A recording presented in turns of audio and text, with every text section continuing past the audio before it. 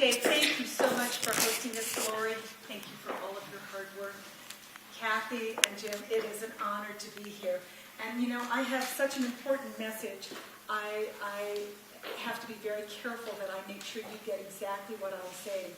And so I'm going to use this music stand, and we're going to talk about something very important. And I can't thank you enough for being here, because if you're not sure, the balance of our country is hanging by your vote.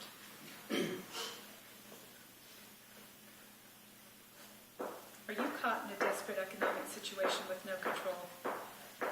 Are you suffering from a real estate market that has trapped you in your own home? Have you or a loved one lost a job, lost a business? Are you struggling to make ends meet, put food on the table, or put gas in your car? Are you wondering how this nation can pay for Obamacare, foreign aid, green industries, bailout, stimulus, social services for illegals, border wars, foreign wars, interest payments to China and Japan, when you cannot even pay your own bills? Are you wondering why, after decades of never-ending rhetoric, we still have not achieved energy independence or can use our own natural resources?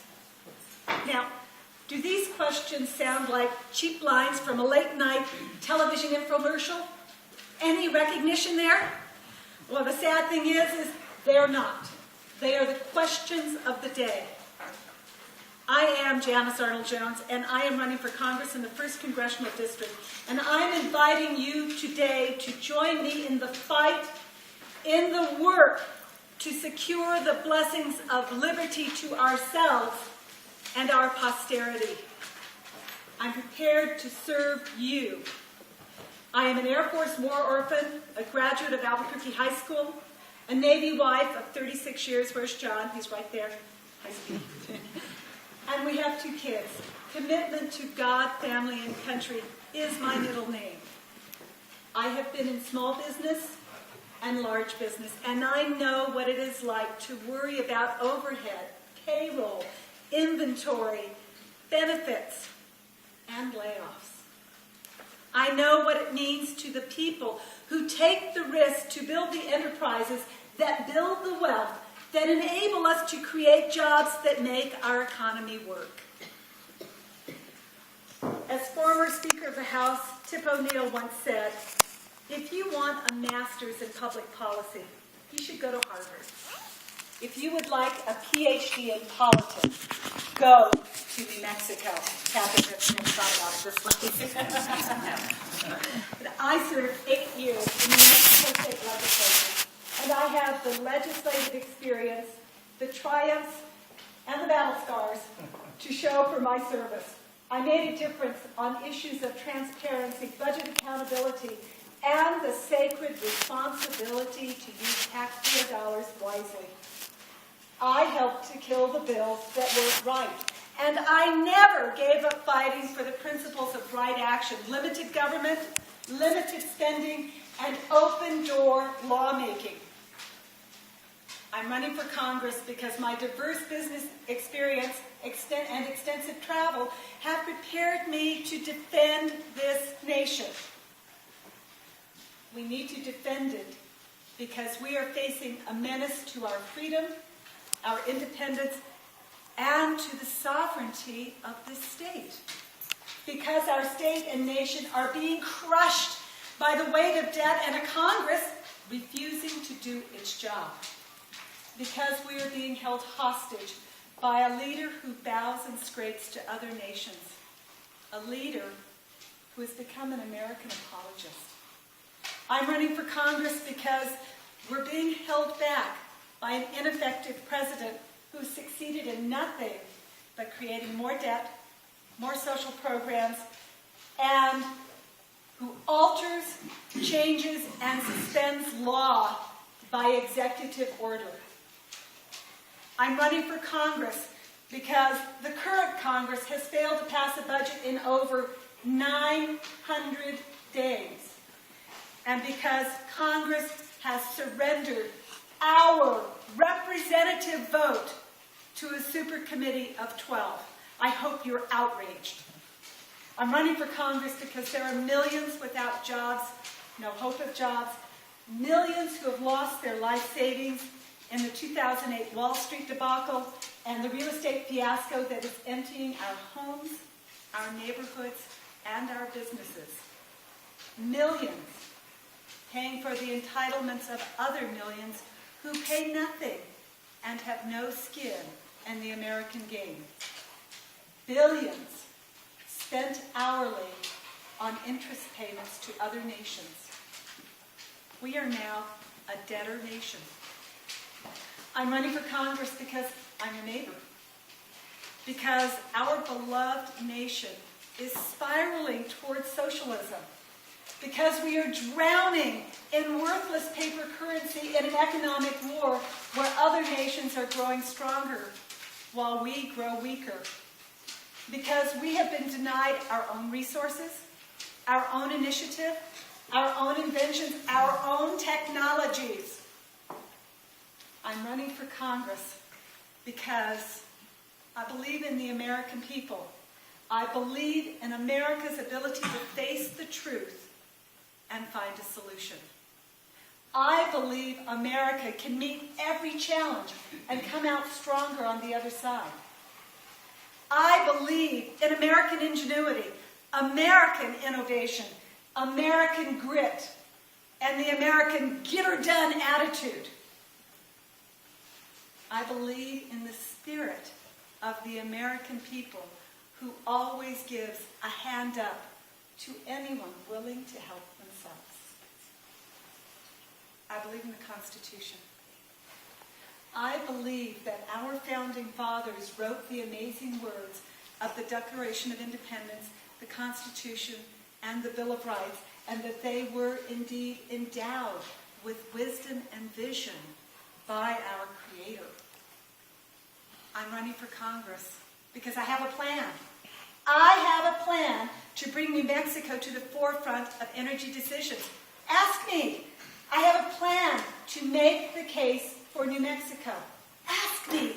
I have a plan to balance the budget, limit spending, and establish fair taxation for all. Ask me. I'm running for Congress because I am prepared to fight. I will enter the fray and get big government out of our lives and out of the way.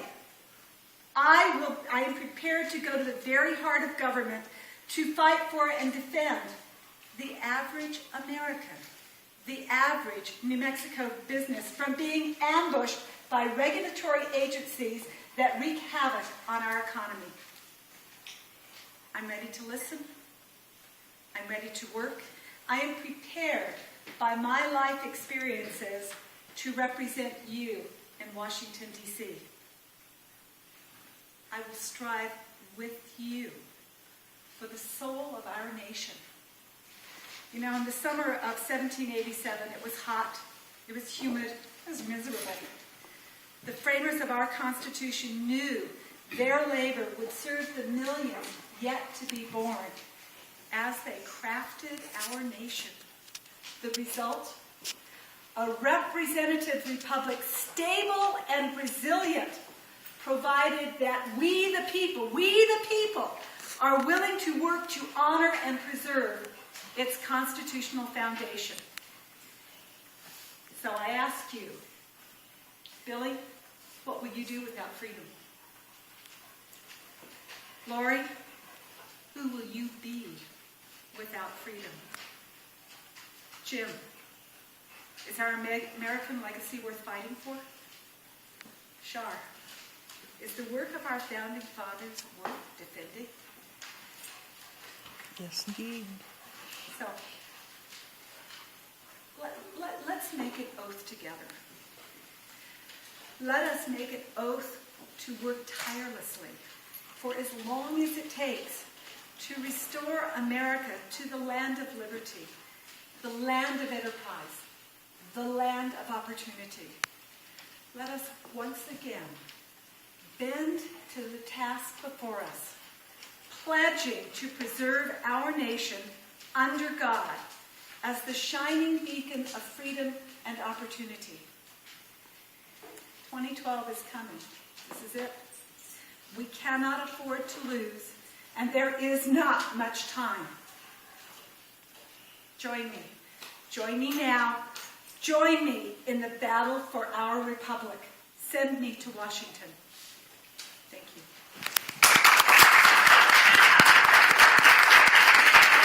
What do you as a congressperson do to help us with jobs in New Mexico? Actually, a number of things. First and foremost, the state. This is a good question. So, let me describe the problem. Our state gave up its economy about 1940 or so. And I say that because this state has been a service to our nation for that long. We have come to the service and the security of our nation. The price was our economy. Knowing that, so there are a couple things that we need to do. Whoever goes to Congress right now must make the case for New Mexico. They must make sure that Congress, that the rest of the nation understands what it is that we do in New Mexico that is so vital to our national security. It's often lost in translation. And very quickly, we are the nation's test bed. And I intend to defend that. That's step one. Step two is I intend to start whittling away to return federal property back to the state. Anytime a state is so consumed with federal property, we lose your economy. If you ever wonder why Texas is making more jobs than we have, it's because we have 34.6% federal property in our state and they have 4%. And it really doesn't take a whole lot to think about this. And that's not to say that I want to give up our great business. That's not my point. But some of our businesses are really stuck. And the third piece is regulatory. And so you will have a part of this, and so will I. So here's the measure. Anytime there is a regulatory question, and I'm like every single one of you, I believe in preserving, protecting our land, our air, being good stewards of what we have been given by our Creator. That's our job. But when a regulatory entity is holding you hostage until you don't have any more money, that's wrong. So I think anytime there is a regulatory permit issue, there is a time limit. If the business does what they need to do, and the government can't get their stuff together, then the business needs to go ahead. And I think we need to get on with it. We cannot be delayed by process. And that's not, I don't mean to be cavalier about it. There's a balance. But that's part of the problem. And, in that is, in New Mexico, is making more new businesses. Your government can throw a lot of money at it. They can throw money at, like, Solyndra. We almost did that for the tilapia deal. I kid you not, we could have had that. We could have had Solyndra. But those are sort of the answers, and I wish there were quick answers, but they're not. So, what do you think, Jim? The regulations are terrible Yep. in a lot of different areas. And I know there's something that I think you're working on that I've already introduced in legislation for this next session, which we're working on it now. But we have these rare earth metals in New Mexico that China has quit shipping rare earth metals around the world, and they're of strategic interest to the United States and in New Mexico in particular. But we need to change our mining laws just slightly in order to allow for that. You might want to elaborate on how that needs to be done. Oh, see how good it is. We'll pay you later. but what Jim is saying is correct. So I know that rare earth elements or rare earth metals is not something that we talk about all the time. The reason that Solyndra is such an interesting example is here is a renewable energy company that the Department of Energy thought they know how to start a business, don't even get it going. Anyway, all of their component parts require rare earth metals. China, we are 100% dependent upon China for those rare earth metals. And so now we have Solyndra, who is making this apparatus, and they've now been shut off. Interesting about them is they always marketed their product at a rate less than what it cost them to make it. Those of you who are in business know this ain't gonna work. But those rare earth elements are part of your telephone, they're part of your TV screen, they are part of our weapons system. And the state of New Mexico has 13% of the world's deposits of rare earth metals. and we don't touch one of them. We're talking about jobs. Can we do this? Has the technology for mining changed in such a way that we can mine them efficiently and preserve our environment? You bet, you bet. So, we need jobs. That would be a good place to start. And by the way, just as a standard policy, I think any time our nation is dependent upon anything that is critical, we have got to change that picture. Yes, Richard? These rare earth minerals, are they mostly on the federal land that's in New Mexico or the state land, or is it privately owned? A little bit of everything. Tribal land, federal land, some private property. And the bulk of it, it's actually all through New Mexico. The higher deposits are in the Bolinas Mountains. Those are the highest deposits. So what would be the regulatory scheme that you would have to do? Because you've got all of these different competing jurisdictions, I guess you call them. Well, depending on where the jurisdiction is, first off, you have to decide what you want to do. And our governor is remarkably capable of actually changing this dynamic, and she has done a pretty good job so far. The other thing is we have to get companies who have the technology to mine it to come here. And we don't come to New Mexico, sign up every border. We have to change that. That's probably the biggest thing. And I don't know, Jim, if you have any idea, or Kathy, about how we get that shingle changed to open for business, because we're not there yet. Well, we did pass a bill in the special session to give 5%, to close the out-of-state loophole, to give 5% preference to in-state businesses, which will help a lot. But we don't have very many in-state mining businesses that have the expertise to actually extract the rare earth metals, which is a bit of a challenge, and it's slightly different. Richard? Yeah. Is this underground mining? Is it hard rock mining? Is it like soft, like coal mining, or is it a strip mining? It's actually a combination of all of those, and oftentimes the rare earth metals are formed as the result of tailings from other mining activities. Not always, but oftentimes. And so it's not a particularly simple process to extract them. So it's not so much the mining; it's the milling. Yeah. That's the regulatory agencies and have the to work smelting. with. You're right, and the smelting. That's exactly right. And the what? I'm sorry. Smelting. Smelting. Because there are a number of different processes it takes to actually pull those items out. And what's interesting about rare earth elements is that they actually exist in combination. So you may be going after one, but you may get three. And hopefully you are going to be effective and efficient. Janice, at the risk of being ignorant, list some of these rare earth minerals. Oh, I knew you were going to tell me that. I hardly can even say that. So the last 17 items on the periodic table, the last 17 on the right side, The lower ones bottom. that we didn't bother to remember. Right, those. Those very ones. They all end in IUM. And for those of us that are really old, they weren't around. They weren't around on our tables. Right there. Right. So, but there are 17 of them, and the reason that we have cell phones and plasma televisions is because somebody was smart enough, I'm going to bet, somebody in one of our laboratories to use these rare earth elements to look at. That's where we are. And now China is kicking our butt. But one of the issues with the mines, though, is that we're looking at having low-impact smaller mines.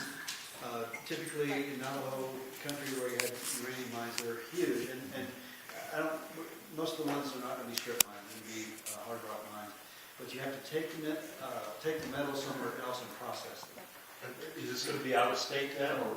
We have there's some people that are looking to build a processing here because we don't have any of this in the state of New Mexico, and I don't think anywhere in the country. No place in our country are we mining rare earth metals. No place.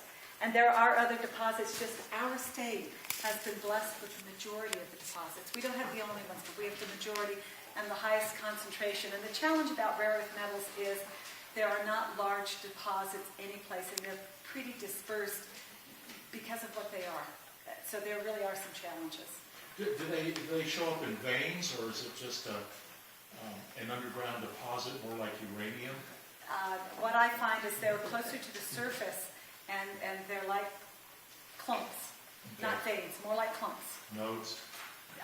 Good. Somebody, yeah, more like that. Yes, any other questions?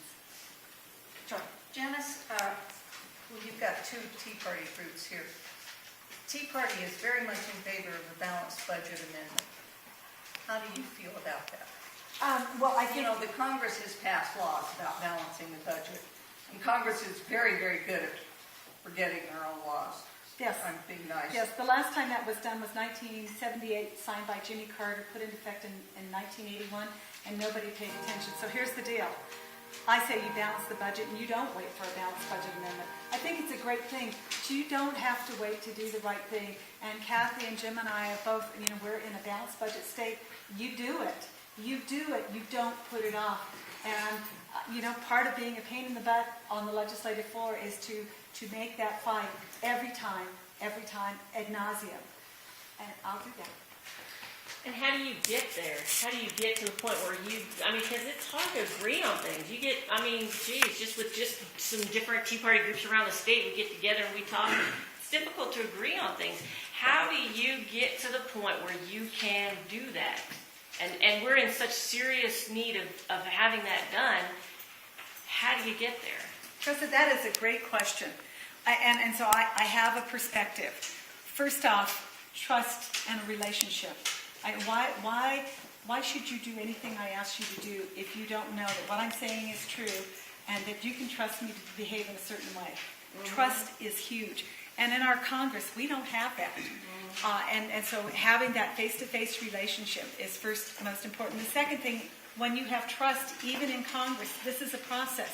So if you are representing the state of Maine, and I am going to you and saying, I need for you to do certain things because it's in my state's interest, it really helps if you are convinced that I understand what's in your interest. And then let me go back to our founding fathers. They were not talking about compromise. They were talking about agreement. It's hard and it takes work. And know that we may not get there the first time, but I am willing to do the work. And it's really one-to-one work to make it happen. And I don't know if you sum that up as leadership, but I do. Yes. That's a good summing up. Good. Good. Other questions? There's one thing that really bothers me is that we have a bunch of Muslims coming into this country, and they are turning it into a cancer, like an internal cancer. They have their own attorneys, they have their own doctors, and they're putting every one of them that comes to this country on welfare, disability. Once they get on disability, then they're eligible for the food stamps, housing allowance, and everything else, and they are literally bleeding our country from the inside out, along with all the Mexicans and South Americans and everyone else that's coming into here, and no one seems to be caring that this is happening. It's eating our economy from the inside out. I can't even get the FBI interested in looking into it. I've tried to talk to them. They don't even talk. Well, I'm saying, so you've brought up an excellent point. And two things. So do we believe in freedom of religion in our country? Freedom of religion. Not from, of. And we do. So that raises a couple of issues. But it's not just the Muslims and it's not just the Hispanics. It is the fact that that would be we, us, the people, have created some boxes that just simply make no sense. And it's time to simplify. It is time, I believe that if you are able-bodied, that you should not avail yourselves of these particular services. And yet I know the other side of this is, even if you're a Muslim, even if you're in our nation illegally, and there should be no illegal visitation, by the way, but even as you are, I know who we are. And if you are in a traffic accident and you're hurt, we're going to make sure you get taken care of. That's who we are, and I don't want to change that. But I do resent someone else getting help before you do. You're an American. You should, at what point do you say, America first? And right now is the time, I believe, to say, America first. Yes, ma'am. Another one for you. Congress gives the State Department the money. Mm-hmm. The State Department then doles it out in foreign aid, the United Nations, and all these other wonderful good things. Like we're borrowing money from China and sending them foreign aid, which somehow or another does not make sense to me, but that's I guess I'm just old-fashioned. As a congresswoman, will you look at the State Department's, because there's not much you can do except look at that State Department's budget and maybe put some caveats? I don't know if that's even possible for the Congress to do with the State Department. Oh, you bet. Congress is in charge of their budget, and Congress, this is where we are off track. And when I mentioned that the president is executing via executive order, it should make your blood boil. Our founding fathers created 3 branches of government for a reason. Right. And the executive is given free rein to implement what Congress has bestowed in the budget. Within those parameters, Congress sets the policy. And so you bet we have a say on the State Department, and it's time to step up and say, excuse me. And when the president issues an executive order that trumps law created by Congress, Congress should be howling, and I don't understand why they're not. Exactly. Except that I actually believe that there are congressmen, congresswomen standing up and saying that you're just not hearing it. And you should be fighting. So, and with regard to foreign aid, so we're going to have to make some serious cuts. We have a deficit of $1.5 trillion a year. And your deficit is added to your debt every year. So it's probably time to pull back that foreign aid. I think we've got some countries that have been on foreign aid for over 50 years. And again, I'm going to go back to that other statement. Sometimes you have to clean up your own house. Sometimes it has to be America first. And I think long-term foreign aid should be off the table. But I am a fervent believer that when your friend is in trouble, and I will give you an example. When Japan was hit by the earthquake and the tsunami, I think you helped your friends. Yes. And that's the standard. All the way in the back. I'm sorry. You had a question, or did we talk over it? Just a moment ago, Janice, this is more philosophical, I think. United Nations Agenda 21 and sustainable growth and development that's just seeping through the country. Santa Fe County is fighting it right now. So let me introduce you to my opponent. How do we cope with that? My opponent, who I believe will be my opponent on the Democratic side, has been the city-level implementer of Agenda 21. Make no mistake about it, and that would be Marty Chavez, who was the executive director of ICLEI. I love that acronym. ICLEI. And that at the end of the day, that is a taking of private property. And I just can't say it in any other nice terms. There are some elements that are okie dokie, but at the end of the day, it's about taking your private property, and I am against that. Absolutely. It's also about running How do we educate? How do we educate people? It's almost an underground movement that people are just not aware of. How do we educate the public about that? Well, I think you're doing it by your emails, by your discussion, and so let me put Rita on the spot. Have you had Agenda 21 come to your council meetings yet? Not as such. Not as such. We have one counselor who's very in favor of green building.